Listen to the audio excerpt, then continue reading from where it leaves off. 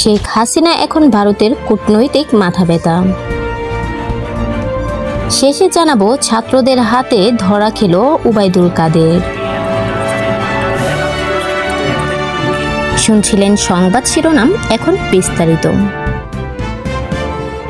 বাংলাদেশের ছাত্র জনতার অভ্যুত্থানে উৎখাত হয়ে ভারতে আশ্রয় নেওয়া শেখ হাসিনাকে প্রতিবেশী দেশটির কূটনৈতিক মাথাব্যথা হিসেবে দেখছেন বিশ্লেষকরা। বাংলাদেশের ক্ষমতাচ্যুত এই প্রধানমন্ত্রী 15 বছর শাসন আমলে মানবাধিকার লঙ্ঘন ও দমন পীড়নের অজস্র অভিযোগ রয়েছে। সর্বশেষ গণ আন্দোলনে গুলি চালিয়ে শত শত মানুষকে হত্যার অভিযোগে তার বিরুদ্ধে শতাধিক মামলা হয়েছে। এরই মধ্যে শেখ হাসিনাকে ভারত থেকে ফিরিয়ে এনে বিচারের মুখোমুখি করার দাবি উঠেছে। কিন্তু ৭৬ বছর বয়সী হাসিনাকে ফেরত পাঠাতে হলে দক্ষিণ এশিয়ার অন্য প্রতিবেশীদের কাছে ভারতের অবস্থান ক্ষুণ্ণ হওয়ার ঝুঁকি রয়েছে। বিশেষ করে দক্ষিণ এশিয়ার আধিপত্য বিস্তারে চীনের সঙ্গে দ্বৈরথ চলার সময় এই উদাহরণ অনেকেই হয়তো ভালো চোখে দেখবে না। সংঘাত প্রশমন বিষয়ক গবেষণা সংস্থা ইন্টারন্যাশনাল ক্রাইসিস গ্রুপের টমাস কিন বার্তা সংস্থা AFP-কে দেয়া এক সাক্ষাৎকারে বলেছে, ভারত স্পষ্টতই তাকে বাংলাদেশে ফেরত পাঠাতে চায় না। এর ফলে নয়াদিল্লির সঙ্গে সুসম্পর্ক থাকা এই অঞ্চলের অন্য নেতাদের কাছে এমন বার্তা যাবে যে শেষ পর্যন্ত ভারত আপনাকে রক্ষা করবে না। বিষয়টা ভারতের জন্য খুবই ইতিবাচক হবে না। গত বছর মালদ্বীপে এমন একজন প্রেসিডেন্ট নির্বাচিত হয়েছেন যিনি জয়ের পরপরই নয়াদিল্লির বদলে কৌশলগতভাবে বেইজিং এর দিকে বেশি ঝুঁকে পড়েছে। হাসিনার পতনের ফলে ভারত এই অঞ্চল তার ঘনিষ্ঠতম মিত্রকে হারিয়েছে। শেখ হাসিনার আমলে যারা নির্যাতিত হয়েছে তারা এর জন্য ভারতকেই অনেকাংশে দায়ী করেন। ভারতের হিন্দু জাতীয়তাবাদী প্রধানমন্ত্রী নরেন্দ্র মোদীর কূটনীতি ও সেই বৈরিতা ছড়াতে ভূমিকা রেখেছে। ৭৪ বছর বয়সী নোবেল শান্তি পুরস্কার বিজয়ী ডক্টর মোহাম্মদ ইউনূসের নেতৃত্বে অন্তর্বর্তীকালীন সরকারকে সমর্থনের প্রতিশ্রুতি দিয়েছেন মোদী। বাংলাদেশের হিন্দু ধর্মাবলম্বীদের রক্ষার জন্য ইউনূসের প্রশাসনকে বারবার অনুরোধ করেছে মোদী।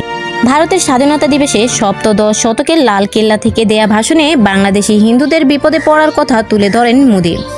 পরে মার্কিন প্রেসিডেন্ট জো বাইডেনের সঙ্গে ফোন আলাপেও বিষয়টি উত্থাপন করেন বলে তিনি দাবি করেন। শেখ হাসিনার পতনের পর বিশৃঙ্খল পরিস্থিতিতে হিন্দু ধর্মাবলম্বী ও মন্দিরের উপর বেশ কিছু হামলার ঘটনা ঘটেছে। বাংলাদেশের সরকার পতনের আন্দোলনের নেতৃত্বদাতা বৈষম্যবিরোধী ছাত্র আন্দোলন ও অন্তর্বর্তী সরকারের পক্ষ থেকে এইসব ঘটনার নিন্দাও জানানো হয়েছে। কিন্তু ভারতের সরকার সমর্থন বেশ কিছু সংবাদ মাধ্যম এই ঘটনার অরঞ্জিত বিবরণ বাংলাদেশের পরিস্থিতি সম্পর্কে নেতিবাচক ধারণা ছড়িয়েছে।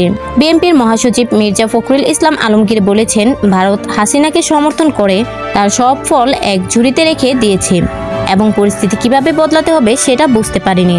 হাসিনার আমলে গ্রেফতার হওয়া বিএনপির হাজার হাজার নেতাকর্মী একজন মির্জা ফখরুল AFP-কে বলেন, বাংলাদেশের জনগণ ভারতের সঙ্গে ভালো সম্পর্ক চায়, কিন্তু সেটা নিজেদের স্বার্থের বিনিময়ে নয়। তিনি বলেন, দুর্ভাগ্যজনকভাবে ভারতের মনোভাব এই আত্মবিশ্বাস তৈরির জন্য অনুকূল নয়। বাংলাদেশে নিযুক্ত ভারতের সাবেক রাষ্ট্রদূত পিনাক রঞ্জন চক্রবর্তী AFP-কে বলেন, শেখ হাসিনাকে ফিরিয়ে আনার চাপ দেওয়ার চেয়ে দ্বিপক্ষীয় সম্পর্ক রক্ষা বাংলাদেশের জন্য বেশি গুরুত্বপূর্ণ। তিনি বলেন, যে কোনো বুদ্ধিমান সরকার বুঝতে পারবে যে হাসিনার ভারতে থাকার বিষয়টি ইস্যুতে পরিণত করা তাদের জন্য কোনো সুবিধা তৈরি করবে না। গণ অভ্যুত্থানের পরই গা ঢাকা দিয়েছেন দলটির সাবেক সাধারণ সম্পাদক ওবায়দুল কাদের। জানা যায়, শেখ হাসিনা পদত্যাগের একদিন আগেই দেশ ছেড়েছেন তিনি। তার পরপরই বিমানে এক মেয়ের পাশে তাকে বসে থাকতে দেখা যায় একটি ছবিতে। ছবিটি ব্যাপক ভাইরাল হয়। এর পরপরই নানা গুঞ্জন উঠেছে তিনি সিঙ্গাপুরে প্রবাসীদের হাতে গণপিটুনি খেয়ে হসপিটালে ভর্তি রয়েছে, কিংবা বাড্ডার এক বাসা থেকে তাকে গ্রেফতার করা হয়েছে। কিন্তু এর কতটুকু সত্যতা তা এখনও প্রমাণ মেলেনি।